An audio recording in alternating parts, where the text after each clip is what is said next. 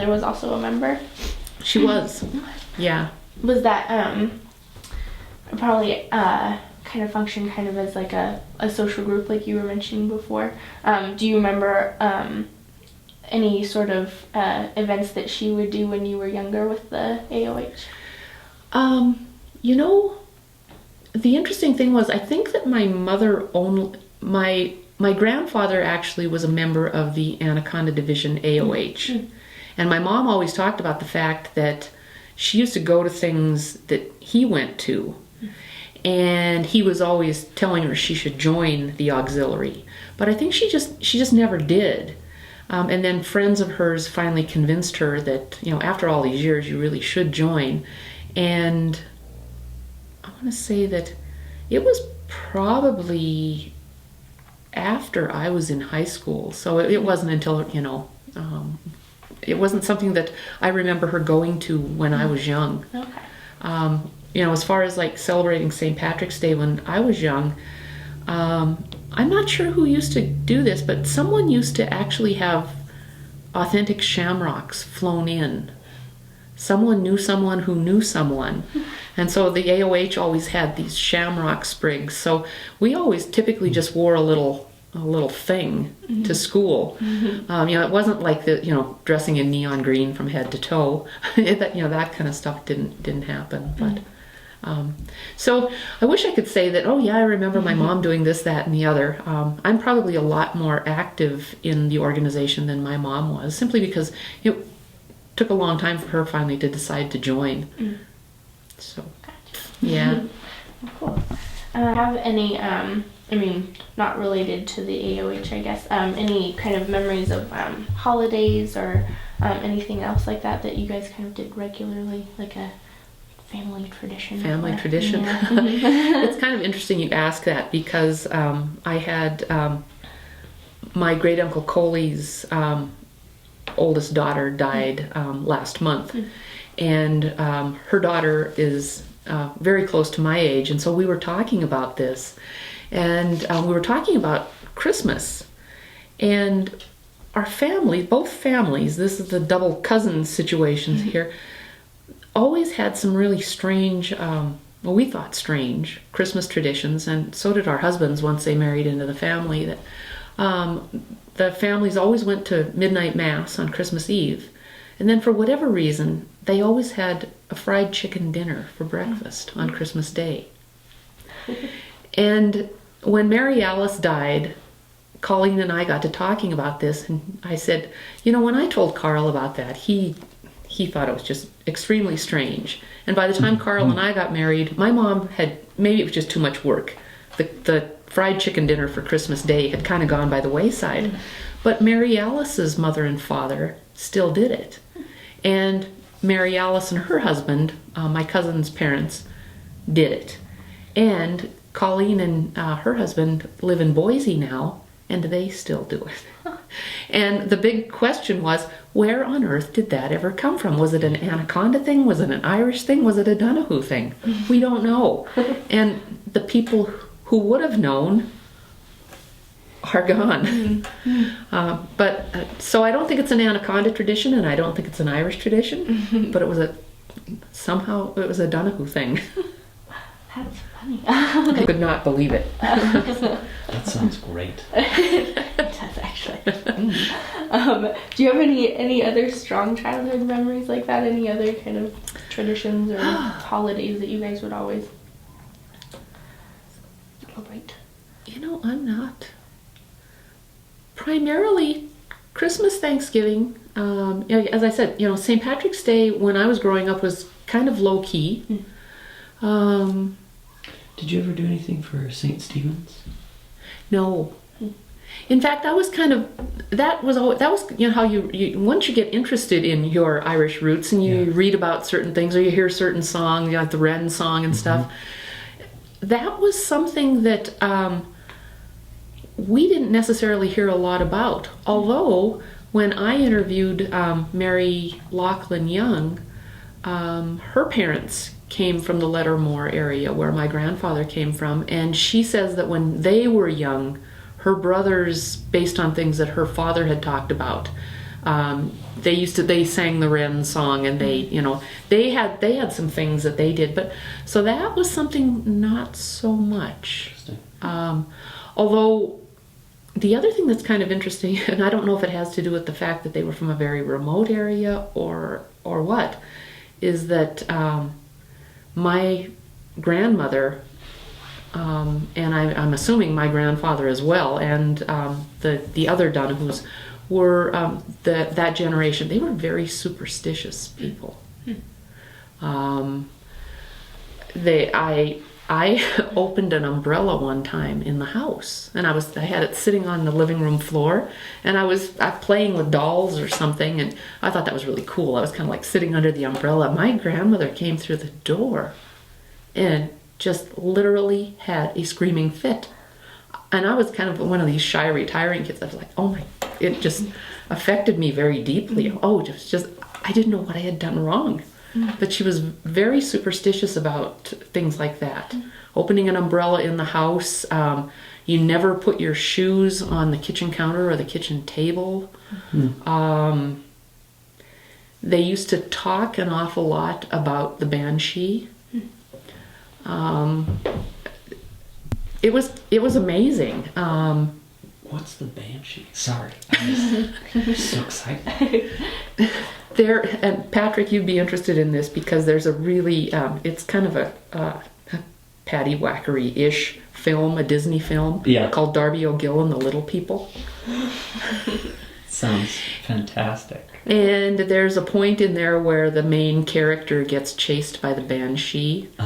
And it's some kind of a ghost. And sometimes some people refer to it as the ghost of a woman that appears, a harbinger of ill, like someone's going, if you view the banshee, and sometimes people talk about it as being a woman ghost, or sometimes the ghost of a small animal, and that if you see it, someone's going to die. Right.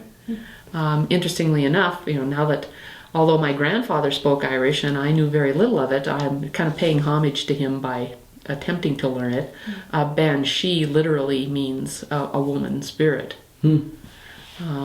And so in Darby O'Gill, I think it was a horse. It was the banshee took the form of a horse and kind of a woman with long white hair. Wow.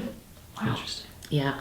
Oh, that's fascinating. But I remember my grandmother talking about her father claiming to have seen a banshee. So I just think they were, how some communities are just more into superstition and extra, those types of paranormal things, and but I have always thought that was kind of interesting, and I don't know if that has to do with they were so rural, or if that area of Ireland happens to be, more in tune to those cultural things. I really don't know. Wow, that whole superstition thing is really interesting to me. But do you remember anything else that your grandmother would do, like maybe any kind of like homeopathic things? Did she have anything like that she would do? Any weird stuff? Not exactly, except she was very Vicks was the cure-all for everything.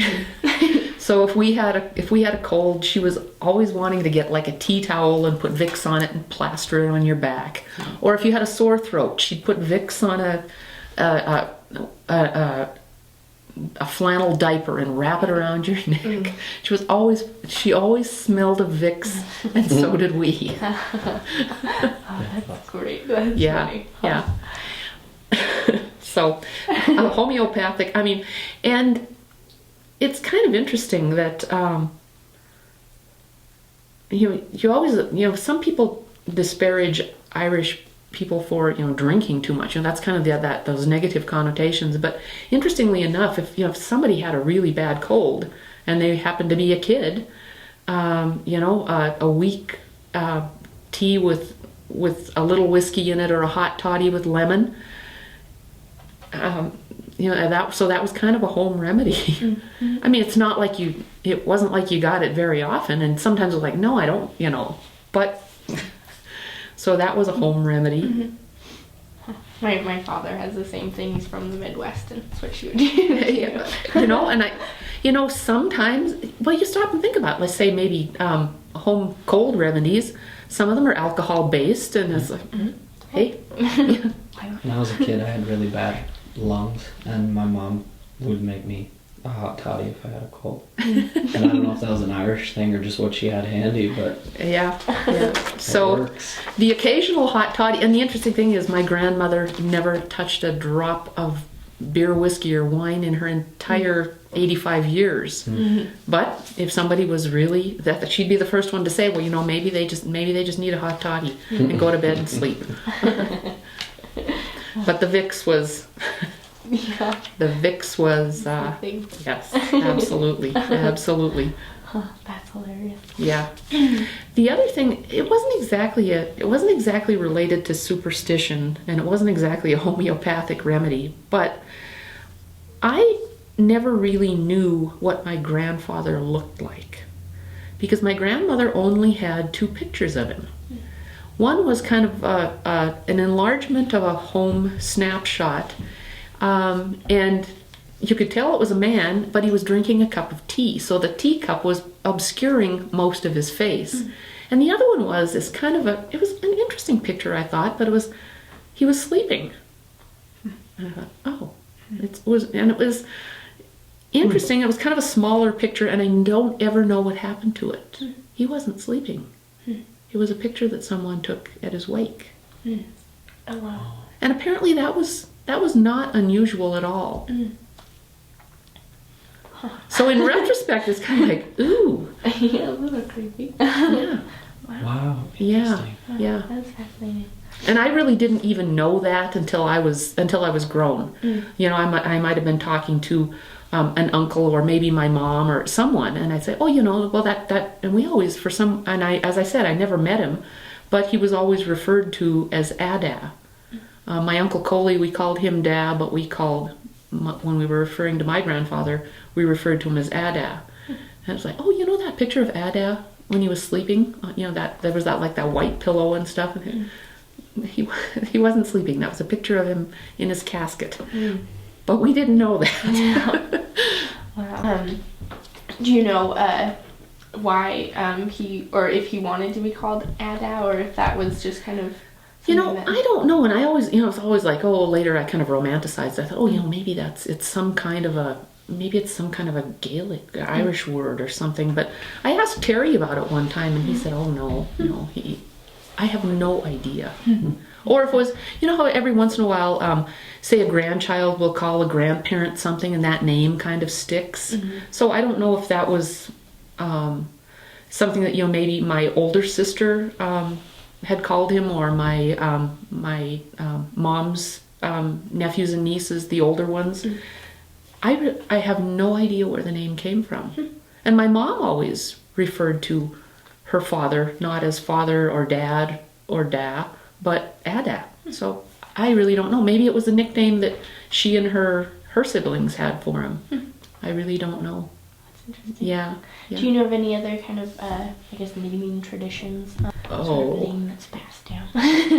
Yes, and it's just so generic. Everyone is either Mary or John. In fact, there are so many Johns in our family that we have John Heinz and John Francis and JT, which stands for John Thomas. And then my mom marries a man of Swedish descent, and his name is John. My brother's name is John. It's really interesting. Funny. We heard one time that it was not uncommon for an Irish set of parents to name the first male child after the father's father, and the first female child. You know, there was kind of like this pecking order. I'm not really sure. From my grandfather's birth certificate, I know that his father's name was John, and my mom's only brother's name was John, or the only surviving brother's name was John. So it is kind of interesting. So we've had to attach those qualifiers to them so that we could tell who was who. That's funny. So you mentioned that your is of Swedish descent. Is that what you said? Yes. Okay. Do you know how your parents met at all? Is there a story? You know, not really. My dad would have gone to public school, and my mom I think she attended St. Peter's grade school. She attended St. Peter's High School, my dad graduated from Anaconda High. They met and married after school, or after they graduated from school. My mom was very young. My mom was 18 years old, but I'm not really sure how they met. I do know that my dad got along very well with her father, because for a long time, in fact, even when I was in high school, if you would talk about such and such a friend or something from school, the first thing my grandmother would say is, "Are they Irish or not?" So it was very common to, kind of, wasn't like you couldn't marry outside the clan, but in a lot of ways it was a little unusual. But I do know that my dad and his father-in-law got along very well.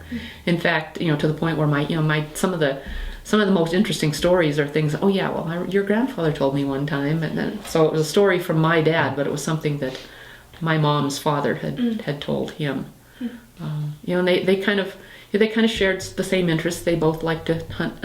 My dad wasn't much of a hunter, but they liked to fish, and so did my grandfather. So my dad got interested in tying flies, and so he'd always tie flies for his father-in-law Mike, and so I think they were really good friends. Well, that's great. Yeah. Did oh boy. Did your so a lot of your father's stories were about your grandfather, your mom's father? Yeah. And they do you think they got along well? Did your grandfather or your father, did he work in the smelter as well? Or Okay. Yeah, he did. My dad was a machinist, so he was on the smelter. There were kind of like two general classifications. You were either a smelterman or you belonged to the crafts, and the crafts were the carpenters and the electricians and the iron workers, etc. So my dad was a machinist. Okay. When we were kids, I never could understand why when we had trouble with our cars, why couldn't my dad fix them? I didn't know that there was a difference between a machinist and a mechanic. But there was. Does your dad have any kind of close ties with the smelter? Did he work there until it closed, or did he? He did. He was, I want to say that he was in the machinists union for probably, it was a very long time, something like 35 years. And then he did accept an offer to be like a maintenance supervisor on the smelter. So at that point, then you left the union and became part of the management team. One thing that I guess one advantage for my dad was that when the smelter closed in 1980, he was still a number of years away from the minimum age for retirement. But because he was in a management capacity, he got to stay on a lot longer because there were certain things that had to be done by management, as part of the shutdown and whatnot. So between that and then they offered like early retirement for some of those people and some incentives. So although he retired at an age younger than 65, there was kind of there was a stopgap. Who retired from the smelter, who were in kind of that area, those people did very, they had a real comfortable retirement, mostly because they had that safety net of the full health insurance, and it was wonderful health insurance. And so so your father was able to stay here in Anaconda after it closed? Yeah. And our family is very spread out age-wise. I mentioned an older sister. My older sister is 12 years older than I am. Oh, wow. And my youngest brother is 12 years younger than I am. Oh, wow. So when the smelter closed, my brother was still in school. In fact, my brother graduated from high school in 1983, so when the smelter closed, my brother was like a freshman in high school. So that was really good that my dad was in the position that he was, and able to, still have a working wage retirement income. And he just stay with them then until he was retired, or did he? Yeah. He did. Okay. Yeah, he stayed on past the closure because they had to kind of oversee certain aspects of the shutdown.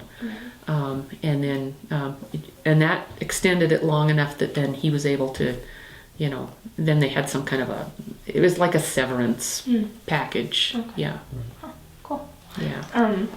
And let's see. I'm very interested in since you and your parents grew up here too.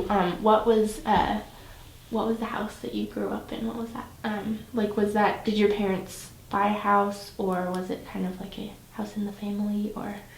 It was a house in the family. Okay. When my grandfather Mike died, my grandmother was 52 years old, and they were in the process of buying a house. It was a really modest house. In fact, it's just a couple of blocks over from this house. It was a small 2-bedroom house, so it had 2 bedrooms, a bathroom, a living room, and a kitchen.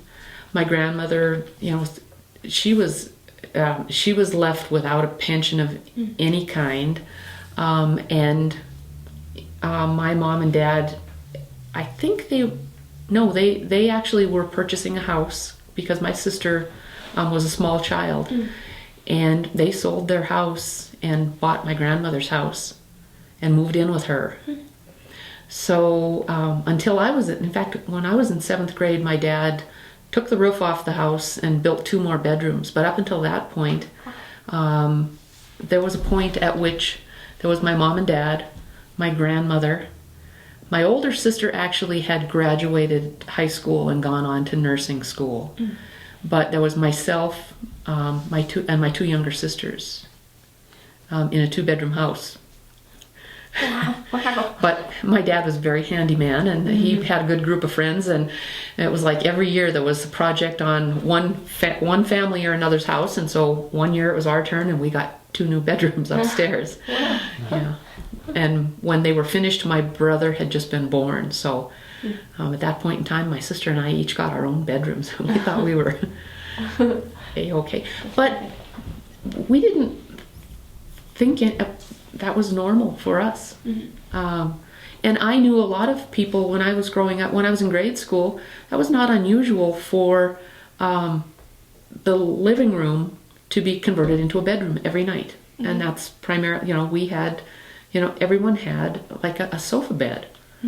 So, we treated the living room also as a bedroom as well. The oldest daughter always got to sleep with mom, because my grandmother had her own bedroom, of course. So that was interesting. Yeah. And it was a really small house. So My dad and mom lived in that house all their married life. My dad lived almost 10 years after my mother died. He was fortunate enough, and he always felt himself blessed that he got to live in his own home. And after he died, we sold the house. And that was maybe 5 years ago. How was that process, selling the house? It was hard. But it was just one of those things. And it's kind of interesting. Then you have to kind of walk away from things like that, because it once was your house, but now someone else owns it, and it's not as well kept up. In fact, it's to the point where finally I just stopped driving down that street because I didn't want to look at it anymore. Not that it made me sad, but I thought my dad took such pride in the house, and it's not receiving the same care that he showed toward it.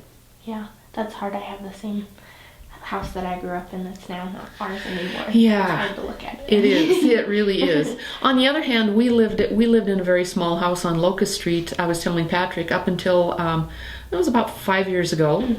We bought this house and worked on it for a couple of years, and then suddenly I was without a job, so we put our house on the market and sold it within a week, and we had to move in here.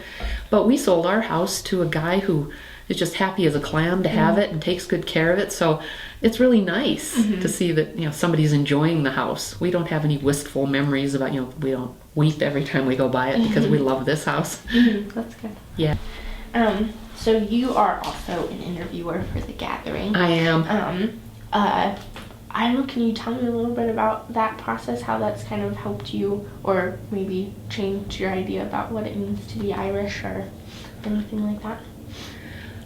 I think if anything, it has confirmed what I already knew. The fact that often, you just get so busy anymore. It's not like people have shorter attention spans. It's just people are pulled in so many directions, and I think a lot of it is, you have to do so much more to make a living. Your time gets more valuable, and I don't think people take enough time to sit down and really listen to what other people might have to say. I don't know how many times I have. It's one of the reasons why I was interested in becoming an interviewer for the gathering. It's you don't know what you have until you don't have it anymore. It's like, if only I could ask certain questions of people. And I just think it's just such a valuable project because these personal stories are really, they are personal stories or they're family stories, but they're so connected with who we are as a community. And one thing that I think is just really unique is the fact that I don't know a lot about where my grandmother's folks came from, other than it was County Kerry. But we know a lot more about my grandfather's area, mostly because he wasn't one of these folks that immigrated in famine times. He, immigrated long after that. But the fact that he came from such a small, close-knit community and was supported by a very small, close-knit community of friends and family members, and came over to, first to Pennsylvania and then out to Montana, and that Anaconda, in a lot of ways, has those little enclaves of close-knit, supportive, extended. They're not just families; they're extended communities or extended families that form communities. I just think it's something that needs to be recorded so that it's not lost. Up your feelings about Anaconda and the community that you live in at all, or I think that it's really easy to be very critical of the place that you're from. You notice all its flaws, and I think it's really a blessing to be able to stop and think for a minute. And I'm not one of these Pollyannas, the glass is half empty, the glass is half full, but really, if you stop and look with a critical eye, the fact that you might not have had a lot of monetary benefits or a lot of, say, the opportunities culturally and otherwise that you might have had if you lived in a metropolitan area, but there are just certain things that make you who you are, that came from the fact that you came from a small town, a close-knit town, a community that, by and large, it was okay with our parents if we left the house at 8 o'clock in the morning and took a sack lunch and spent the entire day at Washoe Park. It's like, 7, 8-year-olds, you'd be beside yourself if your 8-year-old went somewhere at 8 in the morning and didn't come back until 4 o'clock in the afternoon. It would be so stressful, you wouldn't know what to do. And so I think, we were so lucky. That's great. Let's see, have you ever kind of encountered possibly like long lost relatives through this process, or anybody who had more information about your family through the interview process? Not exactly through the interview process, and because I've known her before I interviewed her, Mary Laughlin Young was one person who, she remembers my grandfather. So in the pre-interview process, we got to talk about a few things. Kind of, I was more interested in trying to prepare for what I was going to ask her about her family, but she just had some interesting little tidbits, and some are kind of comical. She told me that, oh yes, I remember Mike Donahue, and I remember him down at the AOH Hall on St. Patrick's Day, because they always had like a young people's dance in the big hall, whatever the big hall was, and then the more traditional stuff in the small hall with the older folks who played the piano and the accordions, and every St. Patrick's Day, Mike Donahue would start a fight with someone. So little things like that, that's probably something my mother wouldn't have told me. Cool. There were also some groups of French families of with French backgrounds, Italians, huge numbers of Italian immigrants. People of Italian descent, to the point where there are actually like subdivisions of Italian communities in Anaconda. There were the West End Italians and the East End Italians. So it all, some of those had to do with the areas in Italy where they came from. There were probably Scandinavian, Norwegian and Swedish. My dad's family were Swedish, but there were lots of Norwegian and Swedish immigrants in Anaconda. There was a Sons of Norway group, like a social network. 2 or 3 large Lutheran parishes. That's it. Someone once described really that Anaconda is very similar to Butte in that regard, and that Anaconda and Butte, unlike say the typical western town that most people think about when they think of Montana, that Butte and Anaconda more closely resembled little microcosms of cities like Chicago. Because they were more industrial, urban. We might have been very small, but more of that kind of ethnic mix. More so than say a close-knit rural community like Cut Bank or something like that. Do you think it was probably that just kind of like the industry kind of pulled all these people together?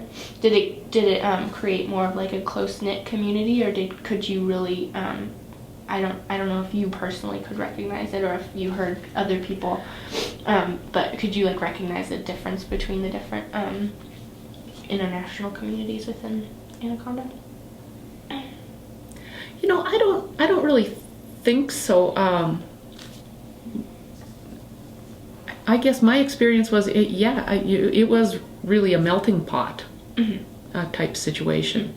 But really, even when I was in grade school, typically that was one of the first things that you were interested in knowing about someone. If a new kid, which was kind of rare, wasn't, and now society's more mobile, so it's not unusual to have a whole batch of new faces when you return to school in the fall. But Anaconda had, kind of a new kid was kind of a novelty. And the first thing you wanted to know was, okay, were they German or were they Irish or were they Swedish or, what were they? So that was, interesting in that because I attended Catholic grades or a Catholic school system, so maybe if you met them in a social setting, that might be the second question you'd ask. What nationality were they and what religion were they? Not that, I don't think that set up any barriers. It was just something it was just something everyone was always interested in. Were you this or were you that? That's interesting.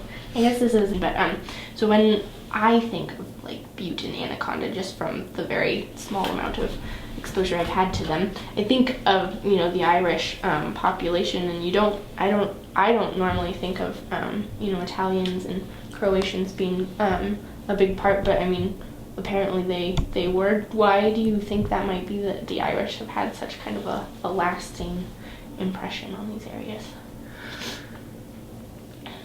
I'd be willing to say that there's probably two things, and I mean, this is just my view of it. One is just the sheer numbers. Because, for example, when I was in grade school, probably 75% of the kids in any given classroom were of Irish descent.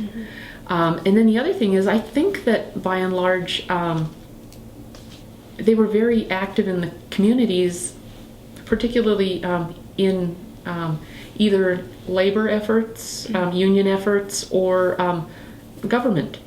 Politics at like the local level or state level. So that might be one reason. I really don't know. It's kind of hard to say. That's a good answer. Thank you. Let's see. I think that is kind of almost everything. But I do want to ask this last question. Okay. If you were to write a history of the Irish in Montana, what would you include for future generations? That's a really hard question. It is. And in fact, I haven't actually gotten to, I don't actually ask that question in those same words when I've conducted the interviews. So to tell you the truth, I've never even really thought about it. Yeah, it's worded. It's difficult to answer. It is. I think of it more in terms of what are the most. What would you want? Okay, that is difficult to reword. What would you want future generations to know about the Irish? What's important to know about the Irish in Montana? Well, one thing that, and again, it's more of a kind of a more narrow, focused on my family point of view, is that when I stop and think about the fact that my grandfather and all of his brothers and at least 2 sisters left a close-knit community, and I know nothing about their personal family life other than it was probably very difficult. But I can't imagine my son at the age of 16 or 17 leaving the country full well knowing that they would never see their parents again. To me that the courage, and sometimes I think too, I mean, it was an economic necessity. Maybe the decision was not theirs. You have to, you're faced with the fact that, this family can only support so many people, and you have to leave. But in the case of, for example, my great uncle, it's like, why would I ever think of going back there again? It's kind of interesting. But one thing that also, and I think it must have been a kind of frightening in a way for them, because I know that they came over, and my grandfather, for example, joined the United States Army around the time of World War I when he was in Montana. And I do know for a fact at that point in time he did not have papers. He'd not gone through the legal immigration thing. I also know that he could not read or write. And I know that I can't remember how maybe it was through something Ellen Crane had mentioned one time, that there was an effort to entice young immigrants, or they made an offer to young immigrant men to get them to enlist during World War I. That if you served, then they would waive the paperwork, and when you were discharged, you would be I'm not sure what they call it, naturalized. So I know that was the case for my grandfather. Luckily, he did not have to go overseas. And his younger brother, Coley, whom I've mentioned, my mom's uncle, actually came to Montana, and then he and his family moved out to Oregon, and he worked in the shipyards prior to World War II, and he had no papers. And he actually had to leave the country, get in touch with the Irish consulate, leave the country, and come back through Canada with the help of the Irish consulate in San Francisco, because he was here illegally, and at that point in time, I think there was probably, like some kind of regulations as far as working in the industry at that time. So I don't think any of those, and I don't think that I ever stopped and thought about how much courage those types of things took. And it wasn't exactly courage in that, okay, I'm going to steel myself and go do this. It's like they were just put in these situations, and then they had to deal with them. So, the character. And I think too often people get swept up in like the stereotype of the fighting Irishman mascot from Notre Dame, and stop and they don't look past that to see the real human stories. So great answer to the question. I guess, cool. Where did your grandfather serve in the Army? Do you know where he was stationed? I do not know. I have, when I put together those digital things that I send you, it has, interestingly enough, he's got like one of those plain white military headstones. So it actually has the brigade. But I do know that he did not have to, my dad told me that he did not have to go overseas. And being as it was World War I, that's probably a really good thing. So cool. Well, good. Thank you.